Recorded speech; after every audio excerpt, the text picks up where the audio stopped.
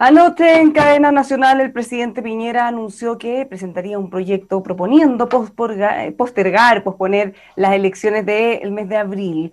¿Cómo se toman eso desde la oposición? ¿Qué requisitos irán a poner también para poder aprobar esta reforma constitucional que requiere además de 2/3? Vamos a estar conversando de eso en detalle junto al presidente del PPD, candidato presidencial en estos momentos también, Heraldo Muñoz. ¿Cómo está, Heraldo?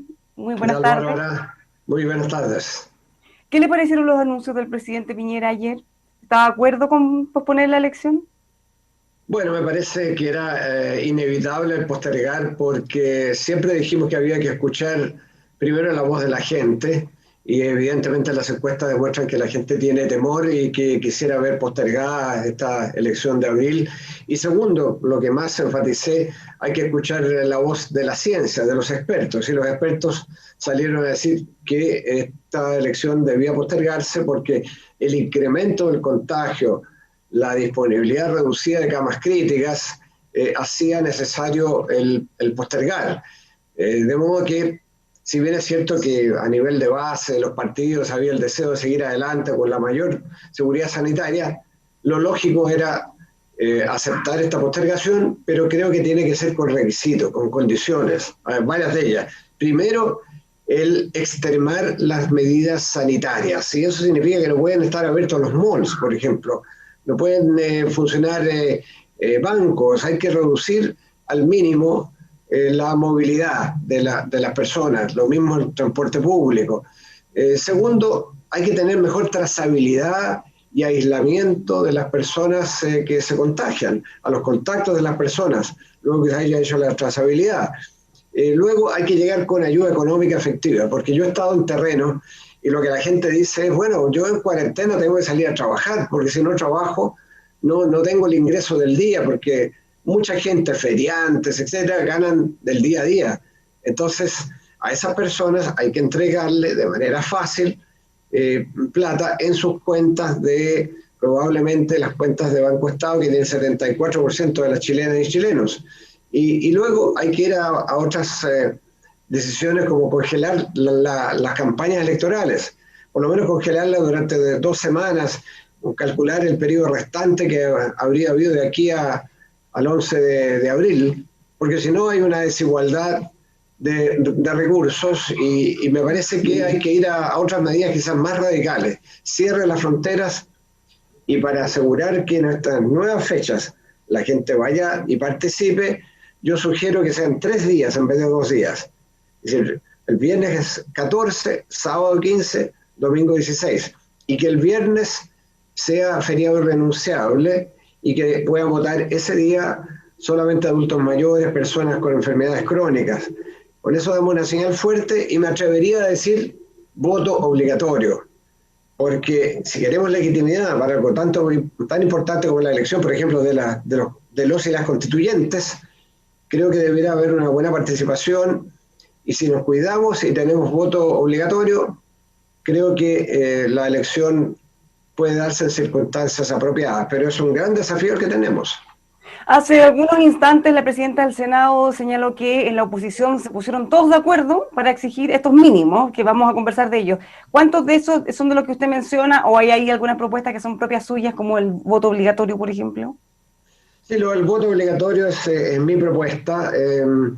Pienso que fue una oportunidad perdida el no haber tenido voto obligatorio para el plebiscito de octubre pasado, pero en estas circunstancias quizás se hace más necesario para asegurar la plena legitimidad del proceso, porque con el cambio de esta fecha, mi temor es que si no tomamos todas las medidas sanitarias, todas las medidas económicas, podamos tener una votación menguada y por lo tanto el que sea un voto obligatorio puede ayudar en ese sentido. Pero hay que tomar medidas drásticas.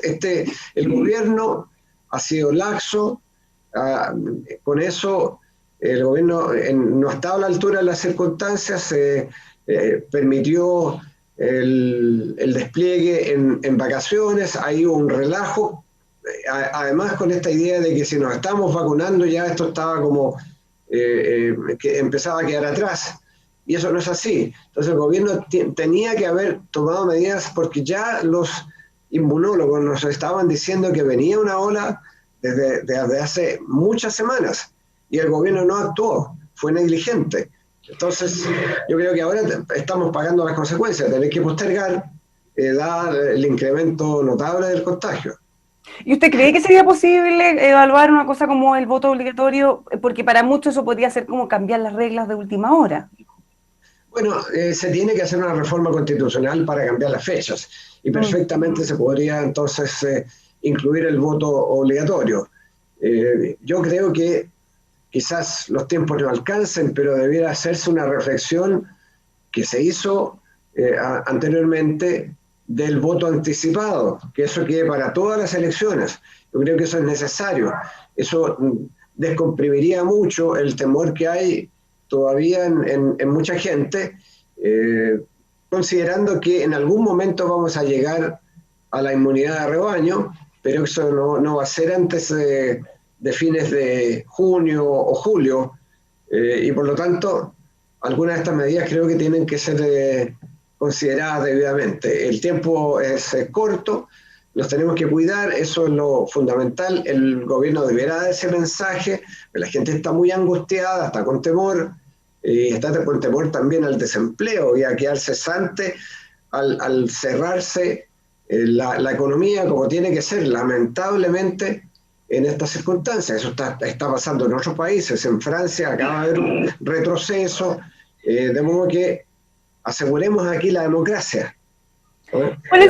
Heraldo, cuáles son las medidas entonces que acordaron con toda la oposición que van a exigir al gobierno para poder aprobar la Bueno, reforma mire, constitucional? yo creo que la presidenta del Senado debe comunicarlas porque yo en la reunión estuve, pero estuve solamente alrededor de una hora y me tuve que salir, así que no llegué a las conclusiones finales, pero creo que había una cierta coincidencia mientras yo estuve respecto a maximizar las medidas sanitarias, a entregar apoyo real y oportuno económico a la gente para que pueda respetar las cuarentenas, el limitar las campañas electorales para que haya justicia electoral y no tengamos aquí una situación que como se extiende el periodo electoral, quienes tengan más recursos pueden desplegarlo y los que no se quedan ahí estancados. Entonces, algunas de esas consideraciones me parece que eran parte de las conclusiones. Pero la idea esta es una oportunidad para enmendar lo que no ha hecho el gobierno. Entonces, ya, si se va a postergar, lo aceptamos, es lo sensato. Bueno, pongámosle condiciones que permitan que esto se haga bien y que se haga en condiciones de máxima sanidad y participación. Bueno, desde el gobierno han anunciado algunos de los detalles, por ejemplo, como dice usted, que no se pueda incorporar nuevas donaciones, pensando en que no se mejore la situación de algunos candidatos y que no se puedan inscribir nuevos candidatos tampoco, en el fondo que las listas y todo eso, tal cual como está, tendría que respetarse. ¿Están de acuerdo también con eso? Bueno, esa es la discusión que tendrá que haber en el Parlamento, y yo creo que esta es una materia de una negociación donde el criterio de salvar vidas y limitar el contagio debe ser lo fundamental. Pero también está el elemento de la democracia, del proceso constituyente, eso hay que respetarlo. La salud de la democracia también es importante, la salud de la gente primero, la salud de la democracia, y por eso yo estoy abierto a que discutamos qué medidas se pueden acordar, pero tienen que apuntar a la justicia electoral, a que nadie saque ventaja de estas circunstancias de extensión del plazo de las elecciones. ¿Cómo ha visto el liderazgo que está tomando la senadora Yarna Proboste, ahora presidenta del Senado? Ya la vimos haciendo las primeras declaraciones respecto a las negociaciones que se van a hacer. Bueno, lo que pasa es que ayer varios sugerimos que fuera la presidenta del Senado la que convocara a todos los partidos políticos, a todas las fuerzas representadas en el Parlamento y otras que incluso no están en el Parlamento. Se nos ocurrió eso, ¿por qué? Porque cuando hicimos la postergación, como se recordará, del plebiscito desde abril a octubre del año pasado, nos juntamos los presidentes de todos los partidos políticos con el CERVEL presente, eh, todos los partidos, gobierno y oposición, y llegamos a un acuerdo en menos de una mañana. Y esa era la idea. ¿Por qué no repetimos ese esquema? Donde la presidenta del Senado sea la que convoca y ella aceptó esa sugerencia nuestra y me parece muy bien porque ese es el marco adecuado. Estaban además representantes de la mesa de la Cámara de Diputados, de las comisiones claves de Constitución y Gobierno. Entonces, yo creo que estaban ahí todos representados de quienes tienen que tomar la decisión en definitiva en el Parlamento.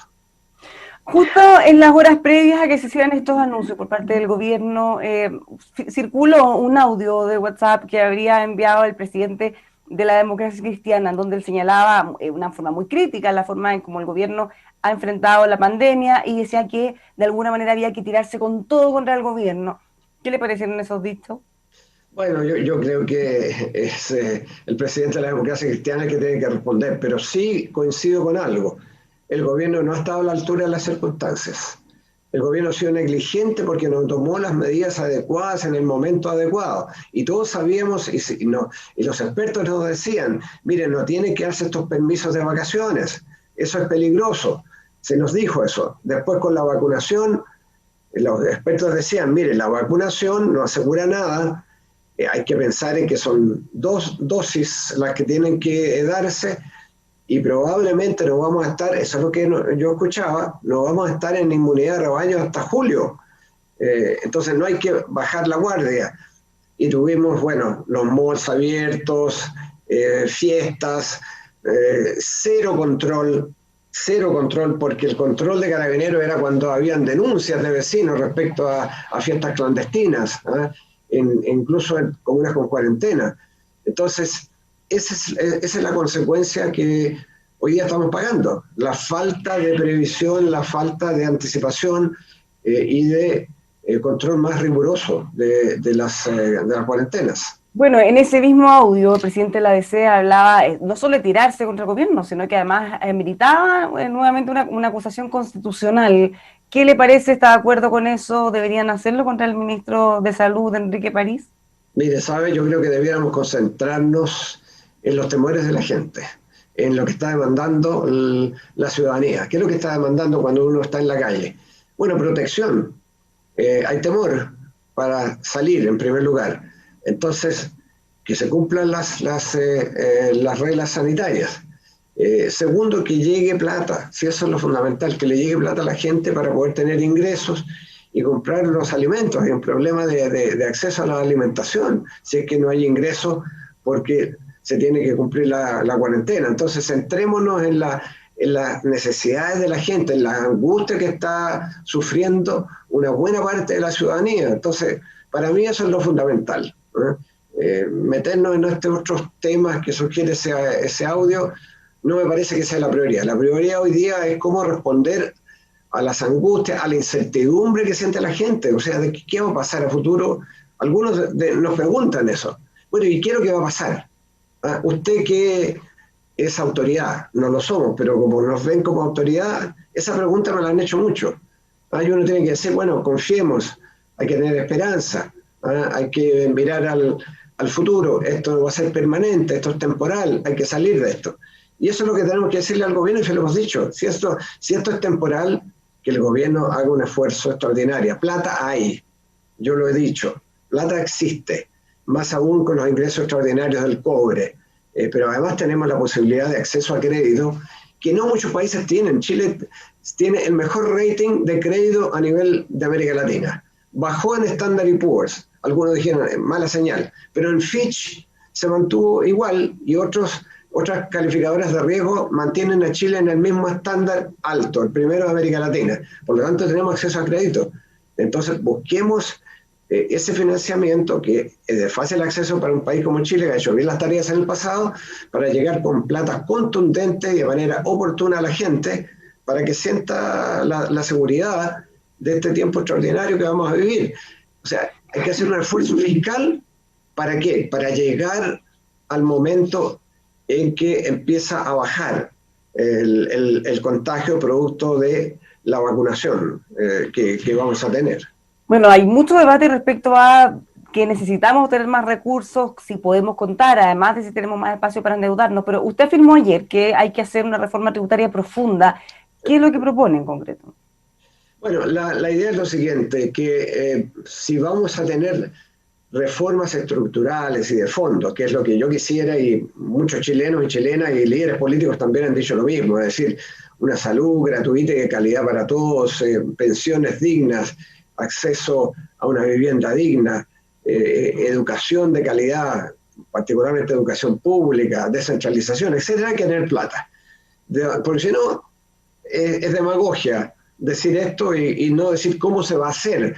Entonces yo lo que digo es, bueno, para encontrar ese financiamiento tenemos que tener una reforma tributaria profunda. ¿Que parta con qué? No con impuestos, que parta simplemente con entregar al Servicio de Impuestos Internos todas las facultades y que use las que tiene desde el 2015. ¿Para qué? Para impedir la evasión, para impedir la elusión y ir a la revisión de las exenciones tributarias. Entonces, ahí ya hay un montón de plata, es decir, que pague el sector más acaudalado lo que tiene que pagar hoy, sin colocar nuevos impuestos. Mirar mucho más los impuestos a la renta en vez de los impuestos corporativos. Bajarle los impuestos a las empresas que inviertan en innovación. Yo creo que eso es importante mirando al futuro. Tener impuestos verdes, o sea, castigar la polución. En Chile cuesta $5 la tonelada la emisión de CO2 de fuentes fijas. Y el Fondo Monetario Internacional nos ha recomendado que subamos a $30 la tonelada. Con eso tendríamos plata para invertir en zonas de sacrificios. Entonces es un Geraldo, paquete. dentro de ese paquete, además de las cosas que ya me he nombrado, incluso se menciona también los impuestos a los más ricos que paguen, poder evitar, Eso se reducir la evasión, la sí, ilusión. Ya, pero se puede considerar. ya, una cosa Se que me puede llamó la considerar. atención es que usted propone también grabar todavía más a tabaco, a bebidas alcohólicas, azucaradas también. ¿Hay Uh-huh. espacio para eso? Porque si miramos en general es un sector que, sobre todo el del tabaco, tiende mucho a desviarse al comercio ilegal. ¿Hay más espacio para Bueno, poder subirle todavía? yo creo que hay espacio, particularmente a mí me interesa, por ejemplo, los productos azucarados. ¿Por qué? Porque tenemos la tasa mayor de obesidad, excepto México, de jóvenes y de adolescentes en Chile. Y eso va a significar que en 10 años esos adolescentes o en 15 años van a requerir atención hospitalaria porque van a desarrollar diabetes, enfermedades cardiovasculares, hipertensión, que es lo más común de nuestro país. Entonces es apostar también al futuro, al decir vamos a tratar de desestimular el consumo de estos productos que le hacen mal a la salud de la gente. ¿Y el Eh, royalty minero, que también es un tema que se está discutiendo fuerte en estos días? ¿Cómo?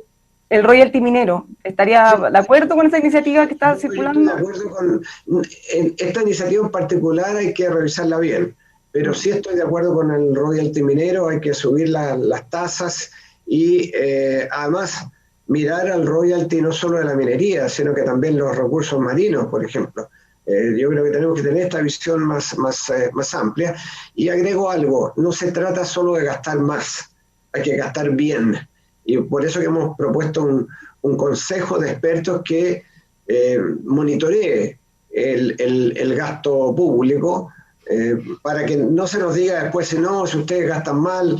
Uno siempre escucha cuando habla con los empresarios de esto, los empresarios como no quieren pagar más, dicen no, pero que el Estado gaste bien. Bueno, yo estoy dispuesto a crear un mecanismo para que fuera del Consejo Fiscal podamos tener una visión de monitoreo del gasto, recomendaciones que surjan de este Consejo Ciudadano, de modo que lo que se recaude se gaste adecuadamente.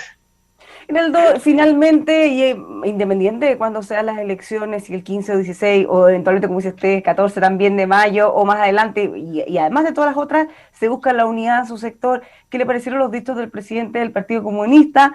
Él nuevamente se indica a su sector como los responsables, básicamente, de la desigualdad y de haber profundizado el modelo liberal. Bueno, a mí me sorprenden porque ellos fueron parte de un gobierno, el gobierno de la nueva mayoría.